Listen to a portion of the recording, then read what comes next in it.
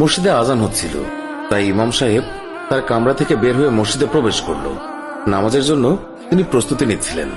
এমন সময় তিনি লক্ষ্য করলেন প্রতিদিনের মতো আজকেও একটি বৃদ্ধা মহিলা মসজিদের সামনে ভিক্ষার উদ্দেশ্যে এসে দাঁড়ালো।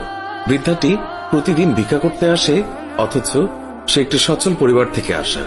বিষয়টি ইমাম সাহেবের খুবই কৌতূহল উদ্রেক করল, আর সে কারণেই ইমাম সাহেব নামাজ শেষে বৃদ্ধা মহিলার কাছে আসলেন।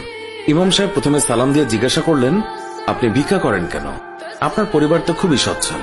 মহিলা বললেন, হুজুর, আপনি তো জানেন বেশ কয়েক মাস হলো আমার স্বামী মারা গেছেন, আর এখানে আমি একা। বৃদ্ধা মহিলার একটি ছেলে ছিল, সে বিদেশে একটা ভালো চাকরিও করে। তখন হুজুর বললেন, আপনার ছেলে কি আপনাকে টাকা পয়সা দেয় না? মহিলা বললেন, সে আমাকে কয়েক মাস আগে টাকা পাঠিয়েছিল, কিন্তু এখন আর কোনো টাকা পয়সা পাঠায় না, শুধুই কিছু রঙিন কাগজের ছবি পাঠায়, আর আমি এইগুলো খুব যত্ন করে রাখি। হঠাৎ করে টাকা পাঠানো বন্ধ করে রঙিন কাগজের ছবি পাঠায়, বিষয়টি হুজুরের কাছে খুবই খটকা মনে হলো।